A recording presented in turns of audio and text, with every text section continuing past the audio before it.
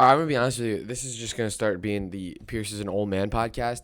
But today I got back from Vegas, went to the Pac-12 championship. Expect the vlog to come out on Tuesday for the Pac-12 championship. But I came back,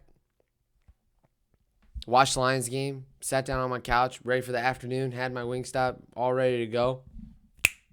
Fell asleep for 3.5 hours. I mean,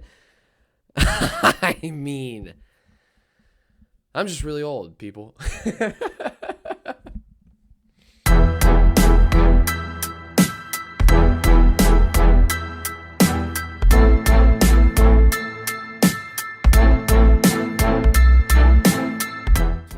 Welcome back to another Detroit Pierce podcast. If you are watching on YouTube, make sure you like and subscribe. If you are listening on whatever podcast you like to listen to, make sure that you hit that make sure you hit the download button. Make sure you hit the download button.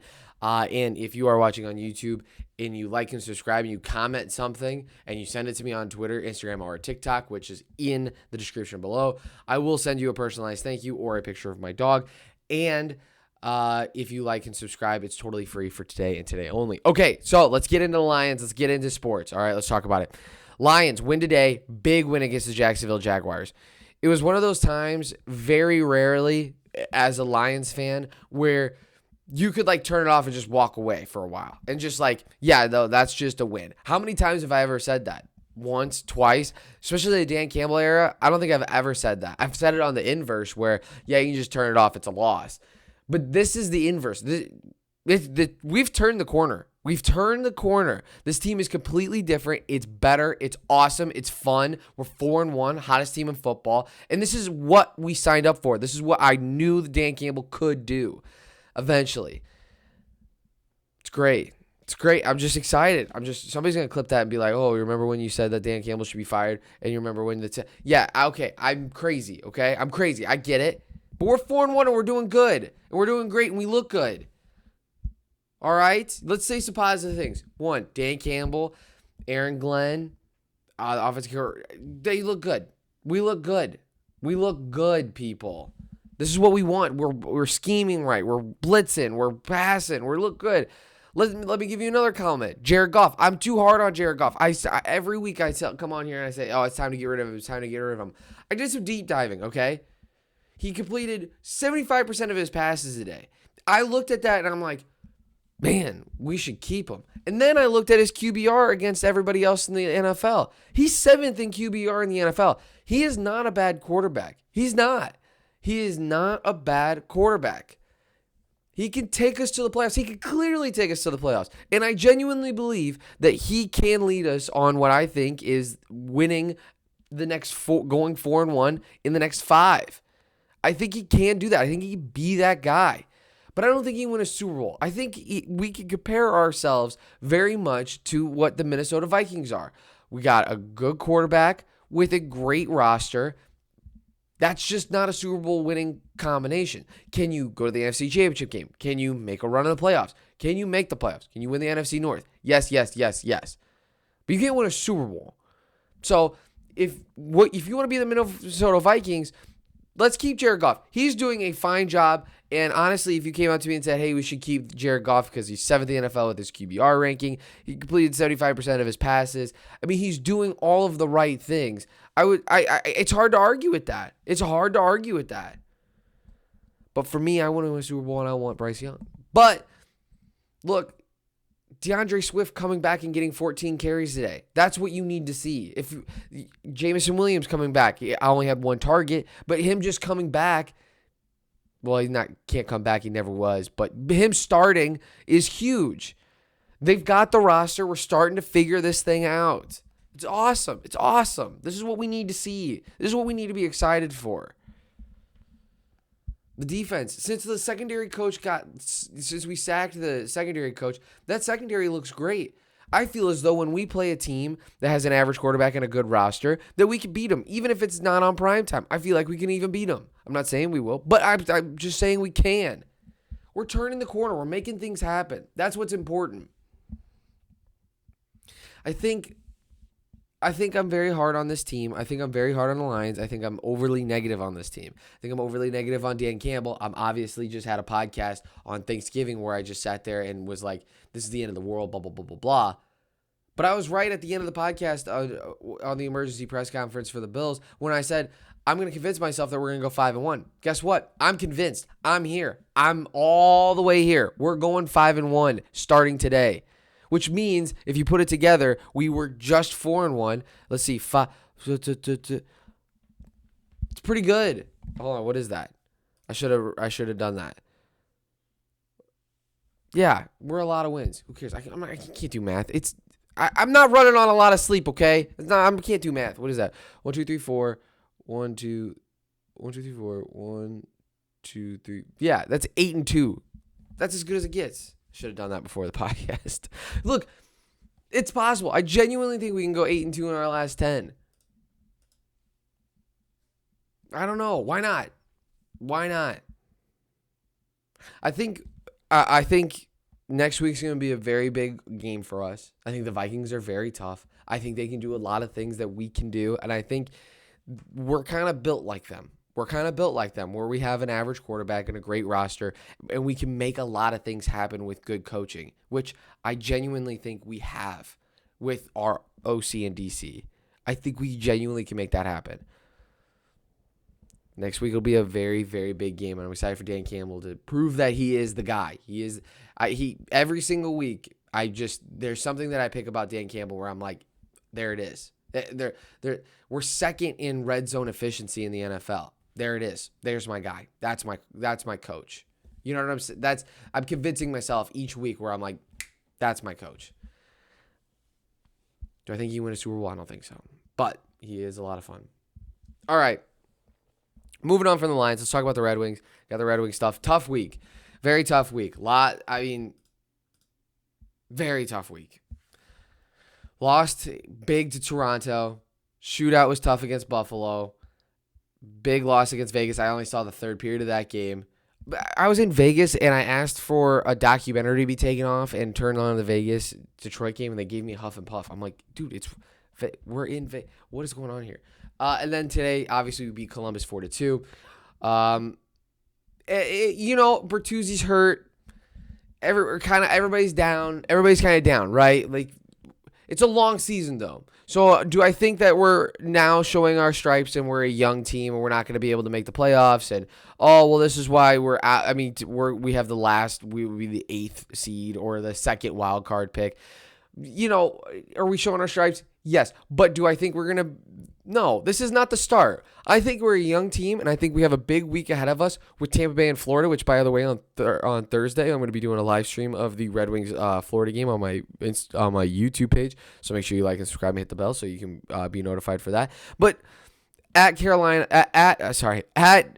Bay, at Florida, and at Dallas this week, it's going to be a tough week. But I think we can prove to ourselves and prove to the fan base we're all right. Hockey, it's a long season. We got to take our time. I'm trying to learn. Not to just dive in and just be like, this is the end of the world, like I do for the Lions. The problem is that it happens at the same time. So, I don't know. I just feel as though we can prove ourselves and win one game. If we win one game this week, I'll take it. And by the way, I want it to be the Florida game, selfishly. All right. Other thought about the Red Wings. I wanted to pick out a guy that I've been talking about. Kopp got a goal today. I've been talking crap about him on my live streams because I was expecting a lot out of him. I was expecting kind of like the Kubalik numbers where he was like second in points, third in points. I was expecting a lot. 3 points in the last 3 games. I think he's going to start turning it around. I think he's got it. I've been waiting for him to take that next step and earn it. I think he's going to do it soon. All right, before we talk about the Pistons, let's talk about the Tigers. I wrote a blog. We signed Matt Boyd, 1 year, $10 million. It's a lot of money, but it's not my money. I think a lot of Tiger fans and a lot of baseball fans sit there and go, oh, it's a lot of money. It's a lot of money. It's not your money. It's not your money. There's not a salary cap. You can't sit there and judge it against others, right? You can't sit there and be like, oh, well, now we can't spend that much on a defensive end or we can't spend that much on a third baseman. Okay, that's not how it works. That's just Illich's money, right? It's $10 million for 1 year, a nice, emergency left-handed pitcher who can eat some innings. Okay, fine. All right. Would I be shocked if Matt Boyd, the nearest offer was like $5 million? No, I wouldn't. I'm sure we paid double for Matt Boyd. But is it the worst signing in the world? Is it worth? No. Do I think Scott Harris has something up his sleeve and is going to sign some other players? Yes. I genuinely believe in this rebuild. Not even a rebuild. I don't even think it's going to be a rebuild. I think it's going to be like a 1-year project, and then we're going to be in the playoffs with the Tigers. We're that close. But yeah, Matt Boyd, $10 million. It's not your money. Relax. He's okay. He's all right. He's all right. All right, Pistons. It's not even worth talking about the Pistons. It's not. Killian Hayes looks great. If Killian Hayes continues to develop at this pace, and we have Ivy, Cade Cunningham, and Killian for the future, I'm just saying look out. I'm just saying look out. Am I doing a lot of research on college basketball so far? No, I'm not. I'm going to be honest with you. I haven't. It's college football season. It's football season. Once football ends, then I'm going to go heavy in the books and figure out who Scoot Henderson is and who Amen Thompson is and who Nick Smith Jr. is. But I do know who Wembayama is. So you know what time it is? It's time to go to tankathon.com /mock under whatever that thing is draft and hit the lottery and let's see what we do. All right. Currently, today, as I am recording, we have the second best. We're second, but obviously, as you know, mock draft top 3 lotteries get the same odds. So let's hit the lottery. All right, ready? Fourth pick. No. Brandon Miller of Alabama. Apparently, he's got 20. He's a freshman, 6'9", small forward. All right. Okay. We just can't get a guard. We already have, like I said, we have 8 guards, and we're fine with that. And I think Duren has shown that he can be the guy and be a good, solid center, and I think Stewart can be a good center. A small forward would be a perfect fit. Brandon Miller, welcome to the team. All right, let's go into it. Let's go into my favorite segment. It's European Minute Time, baby. Are you ready? In 3, 2, 1, now. All right. Last week I made it. I had a dude. I get it out of your mouth because we have to hustle. USA went as far as they could with the manager that they have. They're the youngest team in the World Cup. They've got more. They're going to get more experience, and I think they're going to get better. I think there's a lot of players like Pepe who are going to come up and be better and help out next time. Next World Cup is in the United States, Mexico, and Canada. It's in the United States. We're going to be more experienced. We're going to have a new manager. That's where you go all in. They did as good as they were going to do with the manager that they had. Take it. Just take it. Do I think that they're going to win the World Cup? No. I'm not crazy. I just think they're going to end up in the semifinal next World Cup. That's it. All right? I'm not crazy. I'm realistic. I apologize. Then, last week, I made a prediction on the final round of 16 predictions. Guess what? I missed 2. I missed Germany and Denmark. I had Germany and Denmark and Japan, and the Aussies got in. I'm so happy that I had the Aussies. And finally, if you have that future on England, hold that tight because it's going to hit. And that's been your European Minute. I had one hair sticking up this whole time. England. I love England. England is my city. All right. I've been noticing about my podcast is that I want to talk about the NFL more, but I don't know how. So I'm going to try this new segment out. I'm going to try this out. Because I don't want to go too long. I'm one guy. You don't need you're listening to me. You don't need to listen for 50 minutes about me breaking down the Tigers and the Lions and all that. But you also want to hear what I have to say about the NFL and, college football and, kind of broaden the horizons here. So what I'm going to do with the NFL is I'm going to go through each game, one sentence, just one sentence NFL. Here we go. Steelers, Falcons. Average teams do average things. That's all I'm going to say. Packers, Bears. Rodgers owns Chicago. Jets, Vikings. Both bad teams. Commanders, Giants. I love ties. I love ties. Titans, Eagles. Eagles are for real. Broncos, Ravens. Russell Wilson. Let's ride. Browns, Texans. You almost had them, Texans. You almost Had them. Almost had them. Dolphins, 49ers. Here they come. Here come the 49ers. That was a comma, by the way. Here come the 49ers. Chiefs, Bengals, Red Kingdom, comma. Can you finally beat Joe Burrow? Is that possible? Semicolon. Burrow owns Missouri City, Kansas City, Chiefs. Facts. Chargers, Raiders. Chargers, fire your coach. Semicolon. You're an actual good team. Figure it out. Period. That's a long run-on sentence. And then Colts, Cowboys. What am I gonna say about this? Oh, I missed a game. I missed one game. Seahawks, Rams. Sorry, I missed one game. Thank you, Matt Stafford, for giving us the first pick. Then Colts, Cowboys. Jeff Saturday. Figure it out. You're a real NFL coach now. Figure it out. I'm going to do that. That was a lot of fun. I like that. That's my thoughts on the NFL. Shout out to the Rams for losing. Shout out to them getting us the first pick. And honestly, after all, pretty good week if you're a Lions fan when it comes to that first pick and the Rams pick, because the Raiders win and they're talking about getting a new quarterback. Texans are going to get a new quarterback, but they're going to get the number one pick. They're not going to win 4 games this year. Bears aren't going to pick a quarterback because they think that they have Justin Fields. Maybe the Colts sneak in and try to get a quarterback, but we'll see. We need the Rams to keep losing. It's kind of down to the Colts. It's kind of like the Colts Rams for us. And then for us in the playoffs, we just got to keep winning. The Commanders and the Giants both tying. Perfect for us. All right, let's talk about college football. Like I said, vlog coming out of the Pac-12 championship coming out on Tuesday.